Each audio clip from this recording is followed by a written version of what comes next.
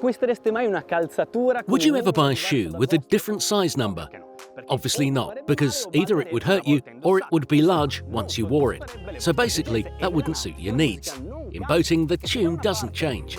If on one hand, owners dream of more tailor-made boats, on the other hand, the trend of the shipyards is to create wider ranges so as to offer boats that fit like a glove. It is with this purpose that Jokerboat launches its new Clubman 32, and today I'm in Spain, precisely in L'Estartit, to test it. Let's get started. This is The Boat Show. Jokerboat Clubman 32 is the right intermediate choice between the Clubman 30 and the Clubman 35.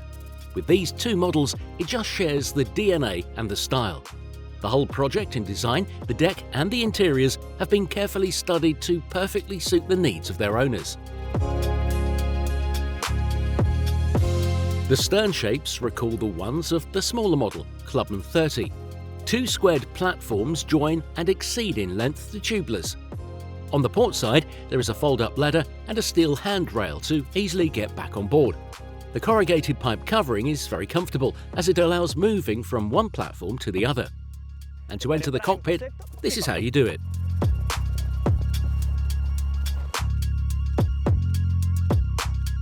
The seating of the aft living area has the classic U-shape with a telescopic central table which has 3 movements, manual or optionally electric.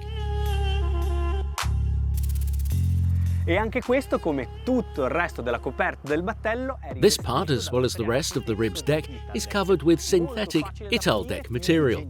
It is very easy to clean, more hygienic than teak, and once it's back to the flooring, it's also very soft. As in all the Clubman range, there is a fiberglass frame which contains and secures the guest inside the boat during navigation. But at anchor, the sidewalks allow the external passages from the wet to the dry surface. The fiberglass roll bar presents its steel core on the top, structural solidity and lightness on site. The cockpit is complete with the steering module seating. Here there is a 62-litre drawer fridge and foldable wet bar with sink and cupboard by Vita design, which is more hygienic than classic wood. As an optional, there's a gas cooking hob. From here, the accessibility for maintenance of the fuel tank, these details are what makes the difference. The helm station, unlike its seating, is off-centered on the longitudinal axis of the inflatable, leaving space in the formwork to go below deck. This allows the co-pilot to have a handrail, but not a footrest, or maybe not.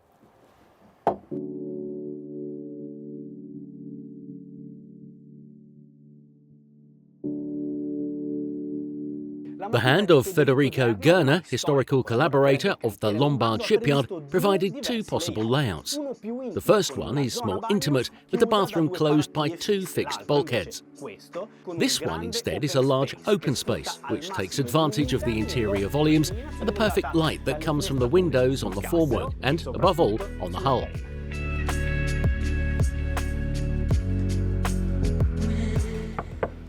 These have all the CE safety regulations. They are super safe. In addition to the layouts, you can also choose the colour of the upholstery's fabrics, which are all produced in-house at the shipyard in collaboration with Spradling. Then you can choose the essences of the cabinets and the furnishings. To simplify the choice, the shipyard has opted for 4 different configurations: Classic, Vogue, Trendy and Diamond. Create your uniqueness. This way is easier.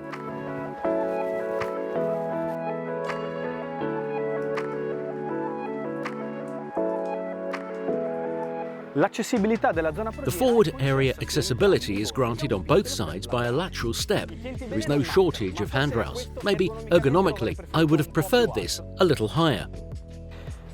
And in this area, there is a unique feature. The Clubman 32 is the only one in the range to be decked to search for the maximum interior volumes. And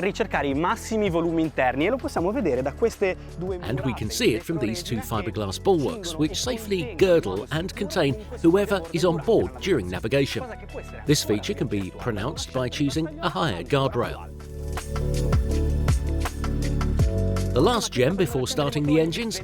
I'm going to unveil you two of them. The anchor windlass is standard. The fiberglass tip is moulded inside the hull and is not applied on the tubular. This way it's sturdier and safer.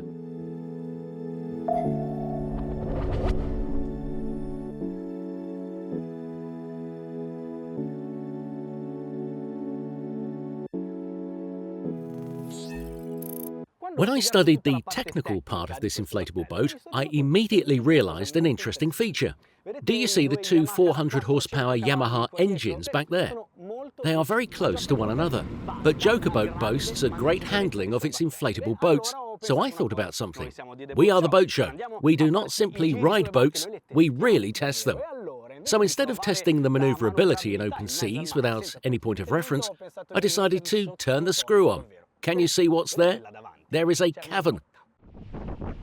My intention is enter there, complete a 360 round and then exit.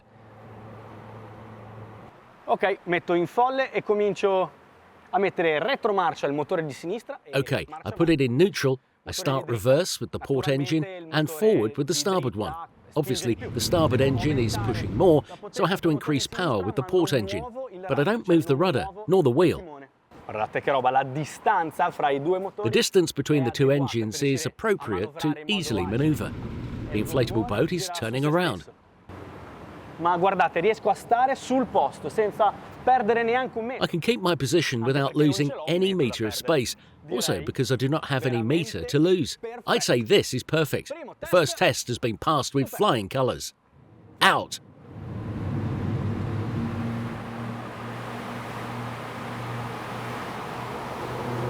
Che meraviglia. Wonderful. Let's go.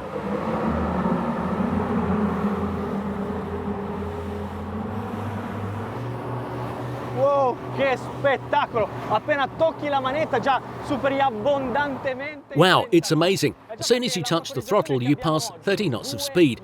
Today we have two 400 horsepower Yamaha engines for a total power of 800 horsepower. This is the maximum available on this rib. So today we're going to have fun.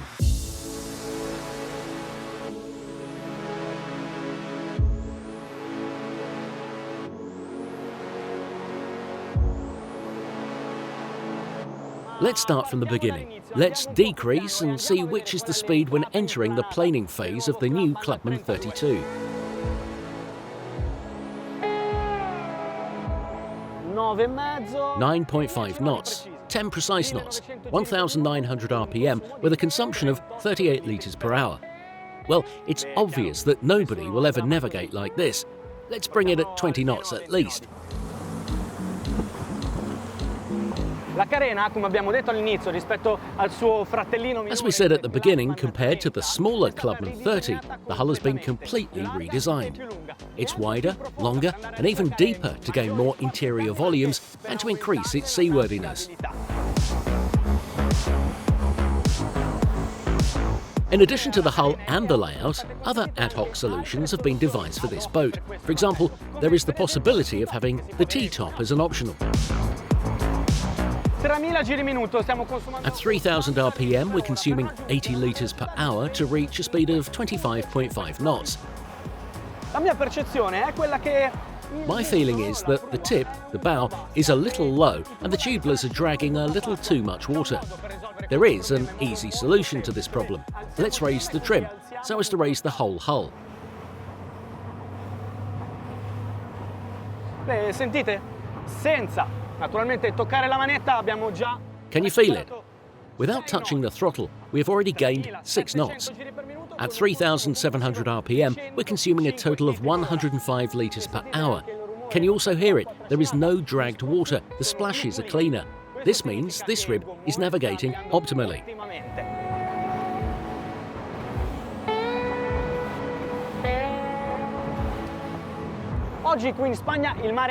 Today here in Spain, the sea is calm. Just now there is a little bit of wind coming from the south that is slightly raising the wave. This will help me to really understand how this rib navigates. Okay, first let's veer to port. It behaves really well. Beh, sicuramente una carena così profonda rispetto a A deep hull compared to a flutter one helps us keep the course and be more precise while veering. Ma sapete qual è un vero test? È quello che mette... But do you know what is the real test that puts a hull through the ringer? Not doing a circle, but the 8-figure. Let's veer to the other side. I'm entering the veer at 26 knots and the centrifugal force is incredible. And now, let's go to the other side. Woohoo! Wow, what a tight veer. I put the trim down so that I continue to have lift on the propellers and do not make them cavitate. È impressionante, è precisissima. It is impressive. It's very accurate. Really, really accurate. On the other side again, La percezione non è quella di essere su un gommone. the feeling is not to be on board such an impressive rib. It feels like being on a go-kart. How wonderful.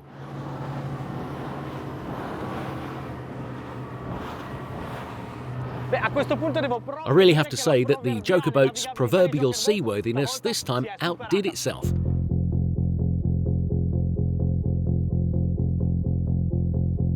Adesso però è arrivato il momento che più preferisco perché il cantiere dichiara che con la massima... And now the moment I like most.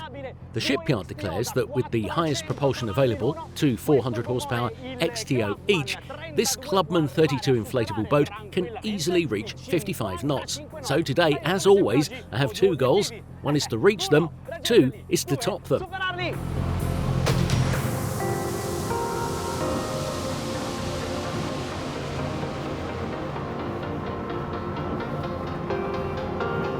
Col trim al 50%, quello che prima era... With the trim at 50%, what previously was a good navigation setup, we are doing 50 knots with a total consumption of 283 litres per hour, 5,300 RPM. Però voglio alleggerire il più... I want to make the bow as light as possible by detaching the tubulars from the water. So I'll go working on the trim, almost going as far as to exaggerate. Wow, the hull seems to fly on the water. I don't know if you can see it, but we're touching the water with just the last part of the rib, and of course the propellers. Everything becomes more unpredictable. We must be careful. Signori e signori, sono molto orgoglioso di dirvi che a 6.000... Ladies and gentlemen, I'm really proud to say that at 6,000 RPM, with a total consumption of 295 litres per hour, we reached a top speed of 58.6 knots. Amazing!